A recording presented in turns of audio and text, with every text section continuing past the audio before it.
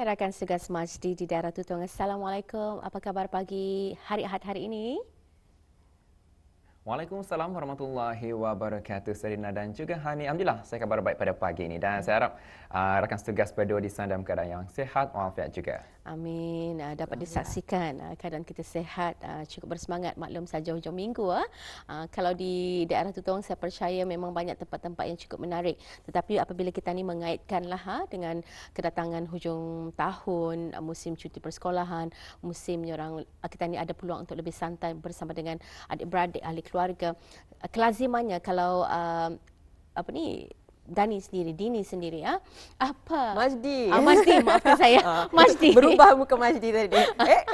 Dia je meluluskan. Baik, kelazimannya apa aktiviti yang menjana kreativiti lah, maksudnya yang selalu dilakukan bersama dengan ahli keluarga ataupun adik-beradik, atau mungkin juga rakan taulan Majdi. Ya baik, kalau di daerah tu memang sudah pasti banyak destinasi menarik yang dapat kita ni kunjungi bersama keluarga, rakan-rakan ataupun bersama dengan sahabat anda siapa sahajalah.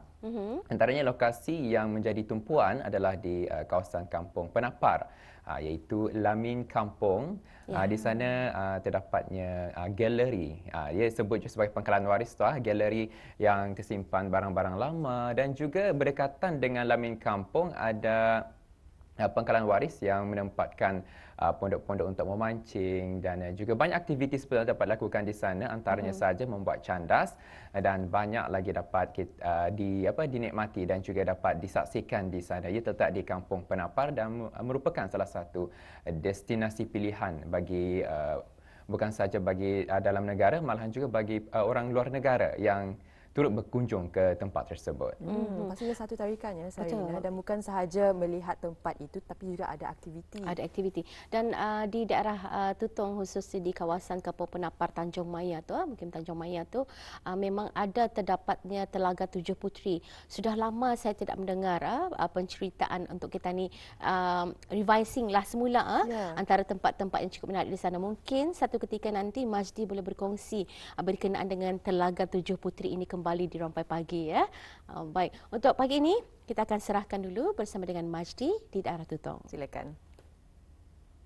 Baik, terima kasih kepada rakan setugas di sana. Bismillahirrahmanirrahim. Assalamualaikum warahmatullahi wabarakatuh. Selamat pagi dan salam sejahtera untuk penonton. Bersama pada pagi ini untuk berkongsi makluman semasa dan juga satu bahan rakaman yang kami sediakan untuk tontonan kita pada hujung minggu ini, dan ada saya kongsikan beberapa acara yang akan berlangsung pada minggu depan. Saya kongsikan terlebih dahulu, pada 14 November 2022 Isnin akan diadakan Majlis Khatam Al-Quran bagi penuntut-penuntut tahun 10 Mujtahid dan juga tahun 11 Mahat Islam Brunei Tutong. Dan majlis ini akan diadakan di Dewan Besar Mahat Islam Brunei, insyaAllah pada sekitar jam 7.45 pagi. Dan juga pada esok 14 November 2022 akan diadakan bengkel pengurusan jenazah bagi ahli jawatan kuasa takmir belia dan belia wanis masjid seluruh negara, dan akan diadakan di Masjid Ar-Rahim Kampung Bukit Panggal Tutong, dan insyaAllah akan bermula pada sekitar jam 8.15 pagi. Itu dua makluman saya kongsikan terlebih dahulu, dan untuk seterusnya pula mari kita saksikan bahan sisipan yang kami sediakan untuk tontonan kita bersama bagi edisinya pagi ini.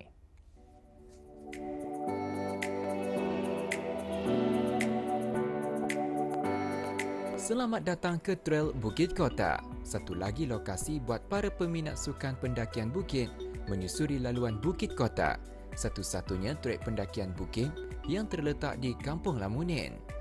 Mula dibukakan kepada orang ramai pada Januari 2020. Trek tersebut mengikut sejarah dahulunya merupakan kubu untuk tentera Jepun ketika Perang Dunia Kedua. Masa berlalu dan kini trek berkeluasan lebih kurang 30 hektar menyimpan 1001 keindahan flora dan faunanya dengan keindahan alam semula jadi yang dapat dinikmati oleh para pendaki. Trek ini telah dibina pada tahun 2019 dan diasaskan oleh kami bersaudara dan teman-teman sekampung dan dari kampung lain. Makanya terbinalah trek ini untuk dibuka pada orang ramai. Bukit Kuta ini nama yang sebetulnya Bukit Kuta. Pada zaman Jepun, Bukit Kuta adalah tempat tanaman gelagah. Jadi tempat Jepun berkubu. Jadi Bukit Kuta ini dinamakan Bukit Kuta. Dan seterusnya sebenar Bukit Kuta kami ambil nama Bukit Kuta itu menjadikan trek Bukit Kuta. Trek Bukit Kuta sejauh 7 km asalnya. Tapi sekarang digunakan hanya 5 km. Checkpointnya ada 4 saja. 4 checkpoint. Bukit-bukit yang ada, satu Bukit Kabun, Bukit Bidang, dan Bukit Duba. Dan ke puncak Bukit Kuta. Kalau yang first time baru mendaki, cuma ia menggunakan jalan shortcut saja. Kurang lebih 3 km. Yang bagi yang mencabar, yang sudah orang ada kekuatan ataupun mental, ia boleh menggunakan yang 5 km. Masa ini trekannya digunakan untuk hiking saja. Biskal kurang ada sebutan lah, asal jauh dari kawasan-kawasan yang seperti daerah Tutong. Tips-tips keselamatannya adalah pertama adalah mengikut guide. Kalau mau masuk ke dalam kawasan trek menggunakan guide. Kedua, tanda-tanda adalah dipatuhi. Kalau masuk ke dalam hutan yang menuju ke Wasai, mesti menggunakan guide. Pasal ya adalah hutan belukar. Sememangnya siapa yang hiking itu mesti bawa minuman lah. Dan sampah-sampah itu jangan dibuang tidak tentu arah lah. Pasal kalau sampah itu berselerakan dari cantik lah bagi pandangan hiking-hiking yang dari luar negeri lah. Hiking kalau untuk mendaki buat masa ini di negara Brunei Darussalam, hiking adalah satu tren. Sebab hiking ini satu untuk mengambil stamina, kedua untuk melihat keadaan alam semesta. Jadi kalau di Trail Bukit Kuta memang adalah flora dan fauna. Seranan pertama ialah untuk menyahut seruan Kementerian Kesehatan supaya kita ini dapat mengikuti acara-acara yang seperti hiking, jogging, dan lainnya untuk supaya kesehatan itu lebih baik lah.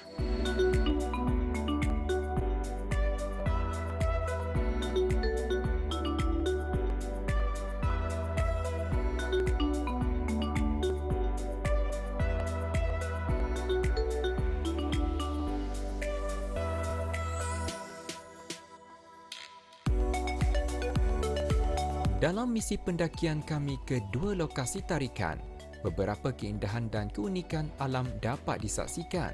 Antaranya, tumbuhan daun hijau gelap yang semula jadinya melingkar pada kayu, yang seakan-akan melekat pada kayu tersebut, yang pada pandangan kami, ia kelihatan tumbuhan yang unik. Selain itu, turut dilihat adalah tumbuhan pokok timbaran, yang akar pokok tersebut mempunyai bentuk yang menarik, iaitu mempunyai ruang dan seakan terbelah. Ia menjadi tarikan dan spot sesuai bagi para pendaki untuk mengabadikan gambar kenangan di sana. Tidak kurang hebatnya juga pokok belaban yang kulit kayunya secara semula jadi mudah terbuka dan menghasilkan kayu yang terlihat 2 warna kontras yang bersamaan.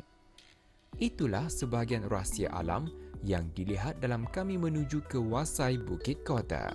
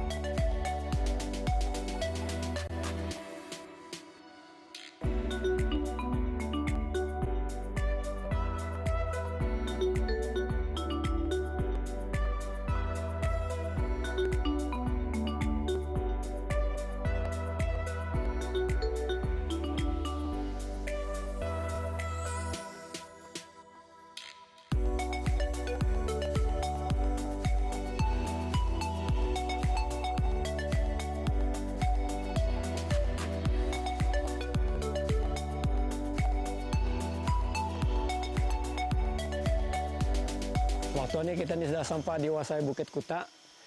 Jarak dari papan tanda ini ke Wasai Bukit Kuta lebih kurang 20 meter. Ya, dan juga perjalanan daripada Dapan tadi kemari mengambil masa lebih kurang sejam lebih lah. Kerana kita ni pun ada join orang berhenti seketika untuk melihat keindahan alam semula jadi di Bukit Kota ni. Jadi sejauh 3 km untuk sampai ke Wasai Bukit Kota, yang pasti apa kita ni akan dapat lihat di sana ni nanti? Di Wasai Bukit Kuta terdapat satu gua Wow, dan Wasai Janggut Merah. Wasai Janggut Merah. Jadi apa keistimewaannya ataupun macam mana usulnya, nanti kita ni akan saksikan bersama. Mungkin Kasta.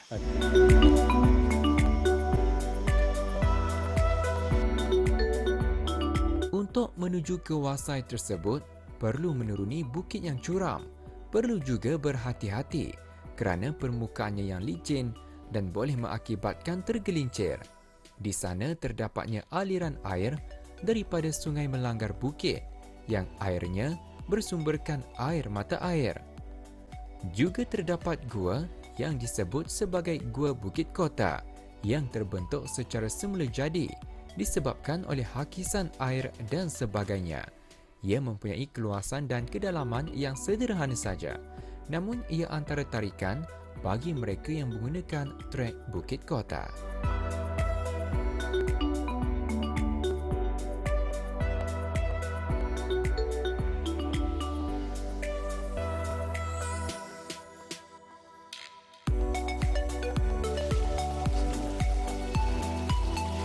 Ya, ada penonton, inilah yang dimaksudkan oleh Tuan Haji Medali tadi, yang mana antara tarikan bagi mereka yang melakukan pendakian di Bukit Kota, inilah antara tarikannya, iaitu Wasai Berjanggut.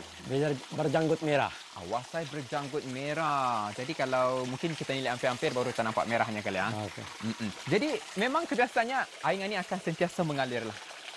Airnya kalau hari hujan lebat, airnya akan deras. Tetapi kalau hari ini tidak ada hujan, airnya cuma mengalir sedikit saja. Sedikit saja. Jadi boleh dikatakan saya ini kira bernasib baiklah. Dapat melihat turunan air terjun, air terjun daripada Janggut Merah. Jadi apa? Ya, boleh diminum ke ni? Boleh. Boleh dicoba. Boleh dicuba. Boleh dicoba. Tapi sudah pasti air mata air memang bersih lah. Mungkin Tani boleh hampir-hampir kali ni. Boleh. Bismillah, hati-hati.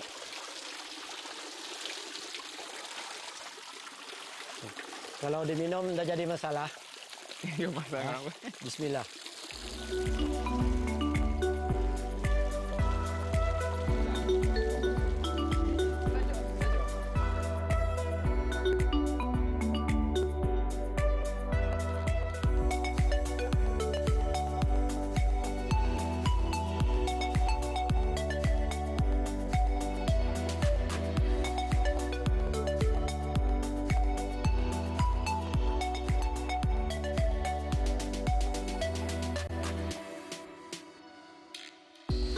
Ya, alhamdulillah sampai je akhirnya kami ke puncak Bukit Kota, dan agak-agaknya berapa kejauhannya itu tadi daripada Wasai untuk sampai ke puncak ni? Daripada Wasai ke puncak Bukit Kota lebih kurang jauhnya 800 meter. Oh, lebih kurang 800 meter. Dan apa yang menariknya apabila sampai ke puncak ni, sudah pastilah bagi mereka yang melakukan pendakian memang ingin menuju ke puncak bukit tersebut. Yang menarik ni di belakangnya. Dapat kita saksikan keindahan Kampung Lamunin. Kampung Lamunin, di sana ada nampak beberapa bangunan yang saya lebih familiar lah ataupun tahu, seperti bangunan amas saja. Dan alhamdulillah sejauh perjalanan kita ni melalui kawasan Kabun. Ini pun kawasan Kabun. Kawasan Kabun. Ia dimiliki oleh orang kampung sini lah. Orang kampung sini. Dan itulah puncak Bukit Kota yang pasti menjanjikan apa? Keseronokan. Keseronokan. Jadi mungkin anda masa untuk kita ni berehat. Jauh sudah tadi berjalan lah. Berehat tadi.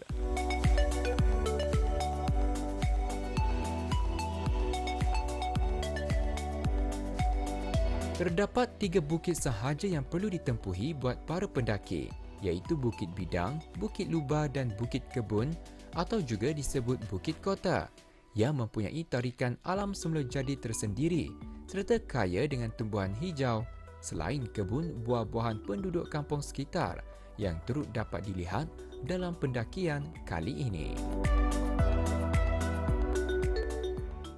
Itulah dia bahan yang kami sediakan untuk tontonan kita bersama pada edisinya untuk pagi ini. Satu lagi trek ataupun lokasi pendakian bagi mereka yang meminati sukan pendakian bukit. Itulah satu-satunya trek pendakian bukit di Kampung Lamun ini, iaitu Bukit Kota, yang menjanjikan keseronokan dan juga pelbagai keindahan alam dapat disaksikan, keindahan flora dan juga faunanya yang menarik sekali. Itulah dia.